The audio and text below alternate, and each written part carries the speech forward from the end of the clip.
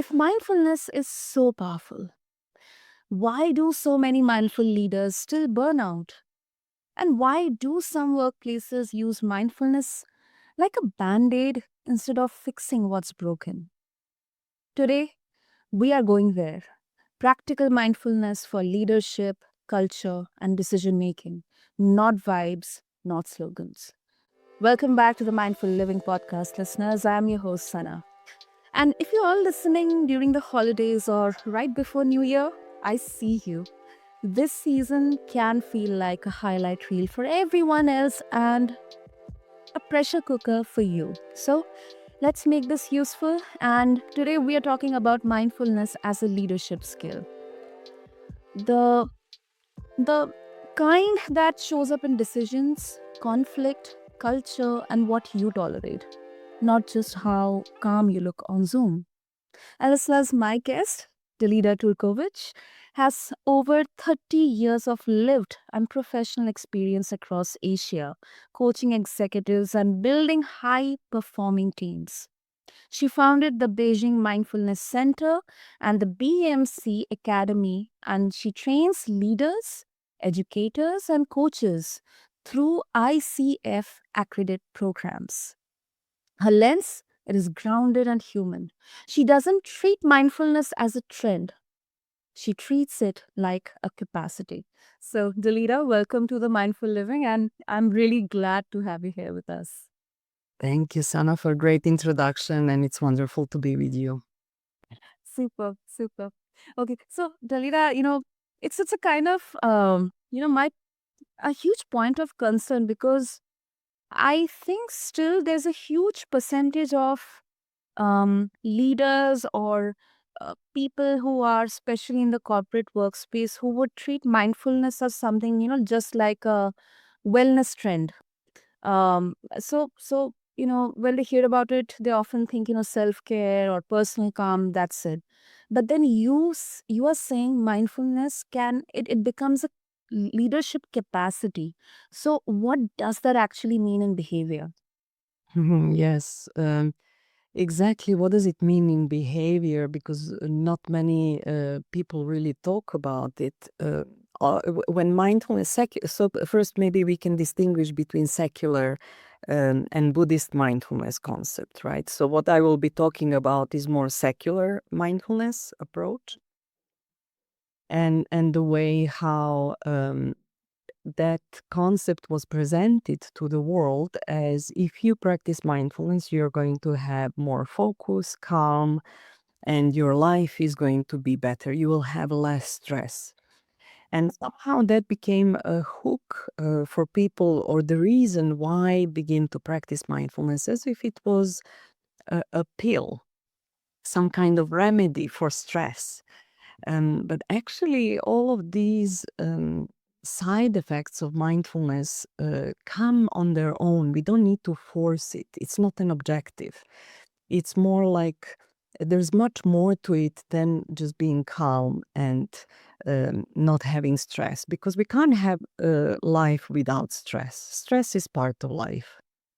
And this is why I think a lot of organizations and leaders have approached to it as it's a well-being context. But actually, the key of mindfulness is self-awareness. And then the second one is the capacity for us to actually connect with each other. So it's really about the common humanity. So it's really important concept for creating a good organizational culture where people feel connected and safe, that there's ecological safety. These are very, very important elements of the practice. And then the question is, when we get into that self awareness, what are we going to do with it? And how to use self awareness not only as a concept, but to actually apply it in the behavior. And then practices are really diverse. Every person is going to have maybe a different entry point into the practice. So it's also the difficulty I think that organizations are facing at the moment is that they're seeing it as a linear process. Maybe doing 6 or 8 week program and then thinking this is it, you now know the tools. But mindfulness is not a program to finish and understand. It's a path. It's something to really apply as a daily uh, regulation practice. Something a little bit like, even though we eat every day, we still keep getting hungry. So we don't say, I'm going to eat today or for 6 weeks and then that's it. I'll understand what eating means. Right. Yeah. Yep. So, yeah. No, and I think this actually it's like, the sunshine clearing the fog, that um and for the fact that, we often treat mindfulness or wellness as uh, the last resort, when, things completely when go awry, and everything is looking like, going against us. That, as you very clearly explained, like, let's do a 6 to 8 weeks of program and everything will be fine. But I think it's more of an embodied practice, that way how beautifully it has to assimilate in the day to day work we are doing, the way we are thinking, the way we are connecting, um, the way we are approaching problems or challenges. And it's never the solution to eradicate stress, because as you mentioned, and this is something that I have also understood, in the long run, that stress is necessary. It is necessary because it helps us to get out of that comfort zone, but it doesn't have to come at the cost of our own holistic self, our own identity, and of course, our loved ones as well. And another very important word that you mentioned is psychological safety. I think this is something right now we so much need. I mean, of course, physical safety is something, but psychological safety, I think that's what is going to matter the most in the coming years as well. A quick pause for you listening, listeners. If this conversation is already giving you language for what you feel inside, or if you feel it's helping you see your patterns with a little less shame, hit follow on the Mindful Living. And if someone in your life keeps saying, I am stuck, or I do not know what is wrong with me, share this episode with them after you are done. All right, back to it. Absolutely. And because of that continuous stress, and we are living in at a time when there's a lot of uncertainty. Maybe the uncertainty follows us as humanity all the time, but because of all the changes and maybe the application of AI and changing, shifting the transformation, transforming the way how we approach to work, and maybe doing more work online. And look at us, we can just be connected in Serbia and in India and like have a conversation. So there's a lot of convenience, but that also causes a lot of stress and newness that we still don't know how to deal with. And when it comes to performing and having the pressure of uh, reaching our goals and targets, especially in an organization, people can bring that stress as a motivator to go and do more. It's almost like we need that adrenaline kick, as you say, to step out of the comfort zone. So psychological safety means, and this is the term that many organizations have looked at for very deeply. What kind of culture do we have about making mistakes? So, first, if the culture of organization does not support learning through making mistakes, people will not feel psychologically safe. If there is a blame culture, if there's criticism, all of that is going to bring some sense of separation, and people will withdraw and become more and more silent. And that itself is going to create a lot of inner space where they're not feeling safe to express their opinion. There's lack of creativity, and all these concepts we know through many, many different concepts of leadership development, organizational development.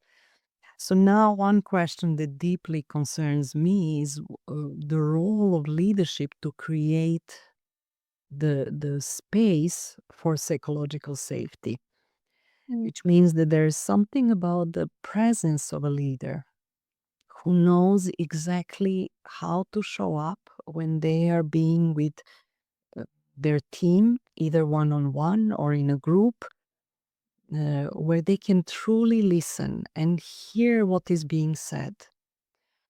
So, a lot of times we struggle with knowing what we want and what we need. So, we say things in a very complex way. And when leaders have their mindfulness practice, they become a little bit more sensitive to what is being said underneath, below the iceberg, if you know what I mean. What kind of values people have, what are they really concerned about? And then they can also reflect and through conversation help the team to express themselves with more ease. And there's also something that we've been talking about, it's vulnerability, showing Mm. the humanity of the leader. So when the leader can show their own humanity and be vulnerable and express that they too feel fear, uncertainty, confusion, and that is okay, then there is something that brings the sense of togetherness.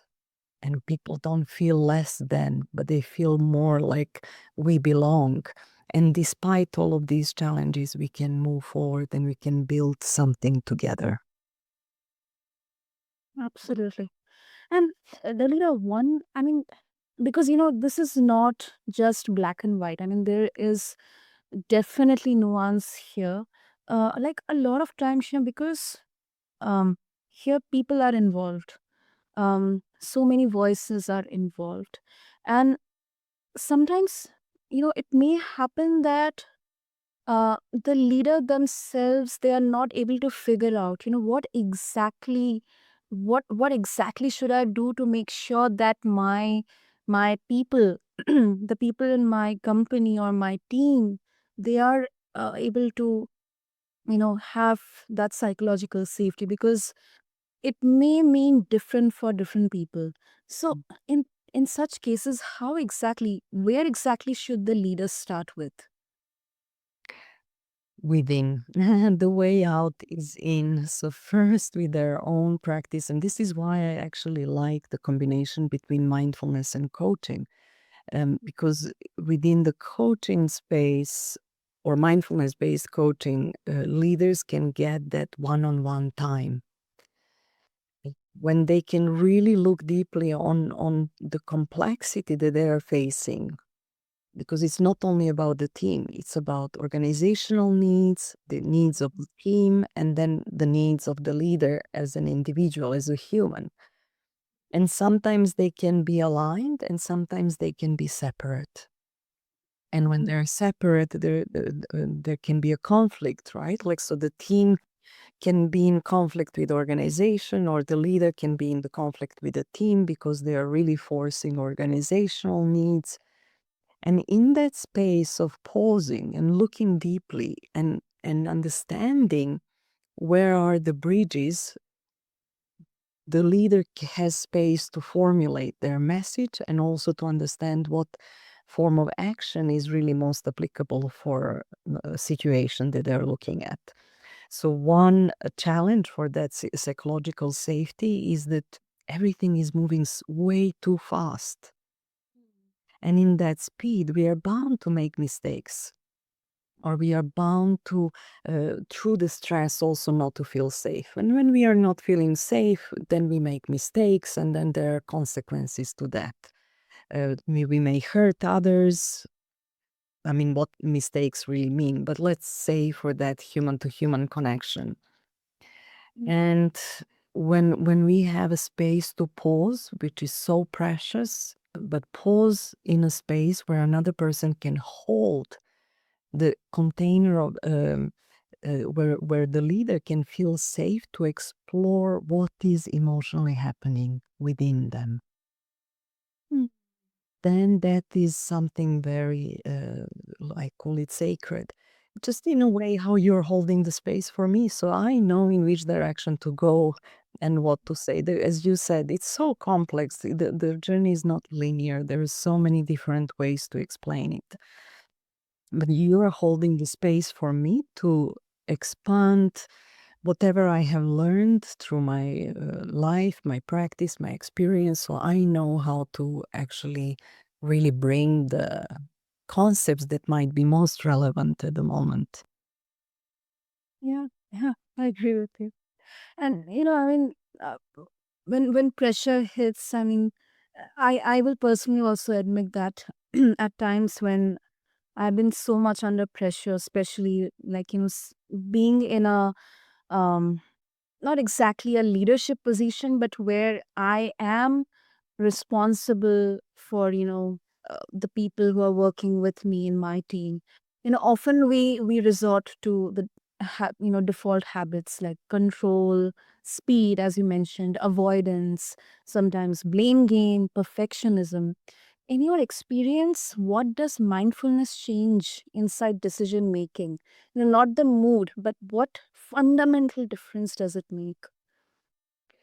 Well, I mentioned already self-awareness and what it means, as you beautifully named it. We all have these parts of the shadow aspect of our psyche, like so it's parts where we feel there's imposter syndrome, there's um like the part that is hyperachiever, or somebody who wants to perform so well, never make many any mistakes, or a pleaser, or a victim. So these are parts of our life experience, maybe something we bring through the family upbringing, and all these conditionings also within the culture, right? Like, so for example, maybe in the West there's a really high performing culture. In the East, maybe there's more of a or individualistic culture, right? Like in the West, in the East, maybe there's more of a collective culture.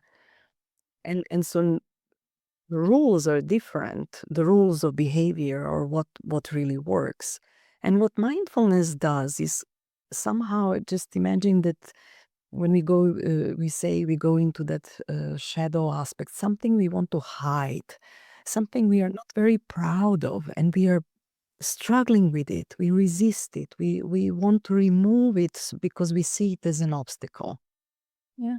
But what mindfulness does, it's almost like brings the light to that. So we have capacity to gently, kindly, and with compassion look at those parts of ourselves and understand where they come from, what are they really trying to help us to do, because they have a very singular focus. And once we have the capacity to see it from that space of compassion, feel our own humanity, then they stop being the driving force of our decision making and our behavior. And something else comes up.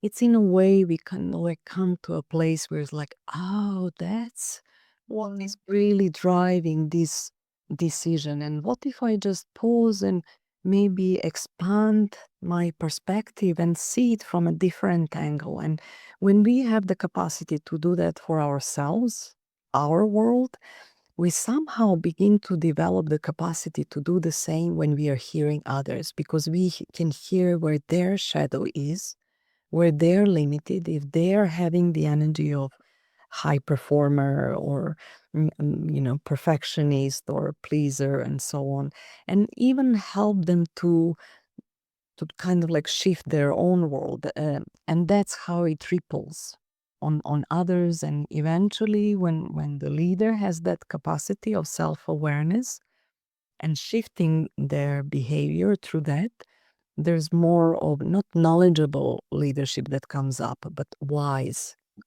leadership. And people will begin to really learn from that behavior. Now, you also mentioned something for all those people, and there are many more professions like that where we are entrepreneurs, we are solopreneurs, we work on our own. And again, it's challenging to see ourselves. So we can know, like, oh, I have this perfectionist in me. But the most difficult part is to see our own face. We only can see it through a mirror, in a mirror, right? So in that case, like one challenge for all those solo business owners, the question is, if you don't have the team, if you don't have relational aspect apart from your clients, then who is really helping you to see your own dynamics and hold that container of feeling safe to look deeply inside and dissolve these autopilot tendencies that are really limiting us? Hmm. Hmm. And it doesn't mean that we have to be very harsh critics of ourselves. Instead of our inner critique talking about, we have to connect with that inner self voice. Maybe these are my actual strengths, but because of my old limiting beliefs, or maybe something that I have been kind of boxing in within myself for such a long time. Maybe now this is the right time to make a pivotal shift here.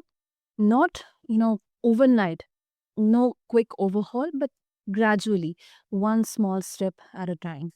Maybe, breath work or journaling, or trying to understand what makes us, like, happy from within.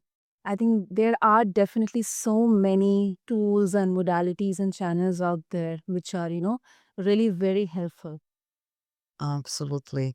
And you're also mentioning now very, very important concepts. One is the inner critic, Mhm. Gremlin, or like in coaching, we sometimes call it the inner sergeant or drill sergeant, and it's our tendency. It's one part of our humanity. We have somehow learned in education or in a lot of cultures, there's a perception that the criticism is the only way to motivate ourselves to do better.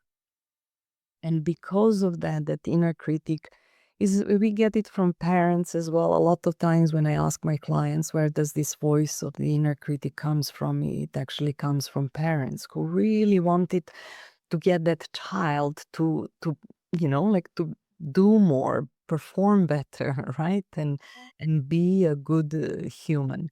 And somehow in our childhood we learned that, wow, actually that worked. And then we accept that voice and take it through life and continue to motivate ourselves from the space of the inner critic. But everyone comes to a certain point when we realize that the inner critic can take us as far, and there is a certain point when the only direction when inner critic motivates us is the burnout. Yeah. And so this is also that mindfulness really shifts. It's shifting from motivation from the inner critic to a compassionate self. Exactly. So that compassionate self being also capital S self. Right. Exactly. And you mentioned about compassion, and you connect with clear decision making. Now, especially leadership, some would worry that this is going to make me weak or easy to manipulate. I need to be aggressive, strong willed. Of course, I mean, not only for leaders, I personally believe the leader that, many situations, just like, we talked about that, how sometimes stress is useful. I absolutely believe that sometimes a bit of an not aggression but mental strength. That strength is it is required. But then it's again, once again, it kind of gets generalized that, compassion, vulnerability, emotional intelligence, mindfulness, these are all soft skills and they make leaders weak.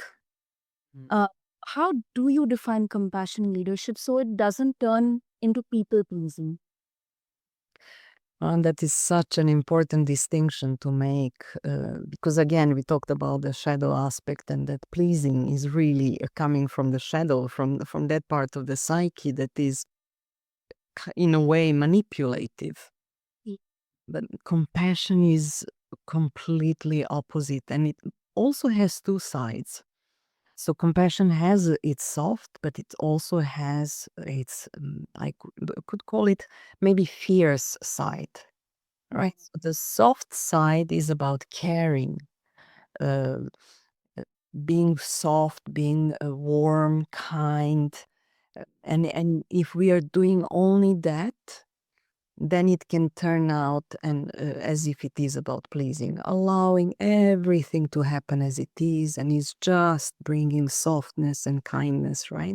But that would mean that actually boundaries are really porous, and there are no sense of what are the boundaries. So the other side of compassion, that fierce compassion, is about really action. So this soft side means standing still. It's a little bit more of a feminine, let's say, quality, right? But the other more masculine one is about providing, protecting, motivating, encouraging, action based, and it's basically saying, well, inner critic would, for example, say, you didn't do this well, and you need to do it better. Compassionate side would say, hey, I can see that you've tried so hard, I understand, and you still failed. Failing is part of life. Now, how could you approach this in a different way? So, while this, so there's nothing, there is softness there, but there's also motivation for action and learning. And it has the same intention as the inner critic has, but it has a different way of approaching it. So when we come and we manage, for example, our team, or we talk to our people and we say, look, I know that you're all scared about the uncertainty and downsizing. This is a difficult time. I also have some fears, but let us figure these things out and see how can we go through this together and figure out the way forward. It's completely different from hiding or saying no, everything is great, and and then just cutting things off. Because the question is, how do we bring compassion for managing underperformance, for downsizing, for interviewing, for laying people off because they don't fit in the organization anymore, making hard decisions. And compassion without self-compassion is not complete. So That's a powerful statement. Very, very powerful statement, Dalida. Compassion without compassion is incomplete. Yes. And before we conclude, I mean, you have coached across Asia. You bridge East-West perspectives here. You mentioned in the beginning something about the secular and then the Buddhist way of mindfulness. I mean, mindfulness, it is often taught as universal, but then workplaces are not universal. Mm. How does culture change how mindfulness lands in leadership, especially with hierarchy and power distance? Mm. Well, it perhaps it needs to start with the leadership, with the top. Often in organizations, the HR will bring mindfulness for people to learn how not to be stressed, so that leadership can give them more stressful situation and they can manage themselves better, right? And that is, I the intention of mindfulness is really being very separate in that way from secular perspective and then Buddhist perspective.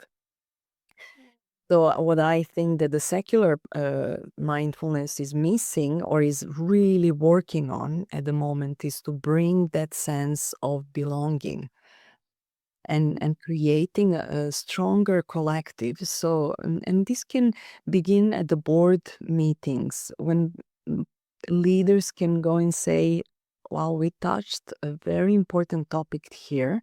Let us just pause for a few breaths, and each of us notice what is arising as we are discussing about this next step." And when that space for pausing can be implemented on the very top. So, in a way, to learn to slow down, not to speed up when difficult decisions are there to be made or very important decisions. And if the leadership begins to model that, then it begins to be accepted throughout the organization. And the rest will begin to model what leaders are doing. And their practice, their secular mindfulness practice will get a completely different quality in that case. Because at the moment when we go into organizations to train teams in mindfulness, and we say, Yeah. well, you need to be compassionate with each other. And then they tell us, but our leaders are not compassionate. Yeah. They criticize us, they blame us. Then mindfulness becomes a concept that is not applicable in the working culture. And honestly, I have rejected work in the past because I would ask first that question: how is your leadership approaching to the team, and how are they motivating people? And when I hear if they're having exactly a lot of criticism and blame, I reject work because I know it's not going to work. It's going to create resistance from people to practice mindfulness. But when we can validate and empirically see how uh, that is being done from the leadership side, then it's a completely different story. Then people become attracted and then they say, wow, I want to learn that as well. Please teach me how to do it, how to be calm when the storm is happening. Yeah. And they wouldn't, want to let, whether it's job or the company or the people, they wouldn't want to let it go. They would themselves be aligned to do anything that would, make them more and more, you know, become more and more a bigger part of, the culture, the organization, uh, even, contribute in solving challenges, and to make sure that everyone is heard and seen. So one one thing that I really really kind of connected with is Dalida, that um and this is a bit different from mindfulness, but I think in the hierarchical system here, whenever it comes to corporates or organizations, I think we definitely need to kind of do a major overhaul in the HR systems, and to make sure that HR is given more and more importance, because oftentimes um human resource sometimes becomes just like messenger for the leadership, to the people, that this is the policy, it has been changed, it is getting implemented, that's it, nothing else. Yes. Yes, it's true. It's true. It's there's not what somebody said recently. The human from human resources is missing. And like we are all trying to do the best, and that pressure again is like the pressure is too high, and it's creating maybe from HR. A team often it creates that need to stiffen themselves and create the distance and very strong boundaries, just to focus on the process and not on human element. And we are going as far as saying, well, it's so much easier to manage artificial intelligence because it's going to say to do exactly what we tell them to do. So let us just lay off humans, and especially this new generations who are insisting that our workplaces need to be empathic, compassionate, that is what is driving them. And it's true, it takes time to learn these skills. But I believe if we don't go inside and begin to feel curious and really passionate about changing ourselves or allowing ourselves to grow in this direction, the question really is what happens with humanity and how humane are our workplaces going to be? Will we say we don't work anymore? And what happens to humans when we don't work? All of these questions that I think are pending to be answered in near future. No, 100% agreed. Great, great.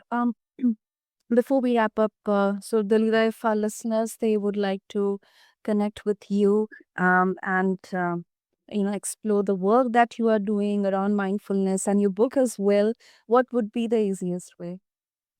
But the easiest way is to connect with me through my website. Not to mention, email is a little bit long, but if you search for bmcacademy.com or Beijing Mindfulness Academy, there is, I actually bring all of these concepts of mind, body, and heart presence for leaders, educators, in training them how to merge mindfulness and coaching skills so that there is that presence and standing still, but also the action that comes from coaching.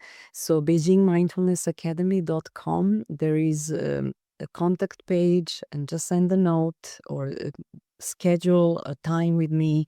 I would love to connect with anyone who is interested in learning more about what it takes to bring mindfulness and coaching to their personal skills, but also professional. Amazing, amazing. Listeners, as I always do it for you, I'll have all the links mentioned in the show notes so that you can easily reach out to Davira. And as we wrap up, um, I think this episode, it really brought out, I mean, it was real. It really brought out the actual essence of mindfulness, and that too translated so beautifully, simple yet so beautifully by Dalida into leadership behaviors. Not just words or jargons or language, but it's kind of a personification. So thank you so much, Dalida. This was really, really needed. Thank you. Thank you, Sana, for helping the world become a better place through bringing mindfulness to our hearts and ears and minds. Thank you. Thank you. And to all the listeners, happy holidays. And if New Year feels exciting, amazing, but if it feels heavy, you are not alone. Lead yourself with honesty, lead others with presence, and remember, mindfulness isn't an escape from leadership. It is the skill that makes leadership sustainable. Until next time, this is your host, Sana, and this has been the Mindful Living Podcast. Thank you.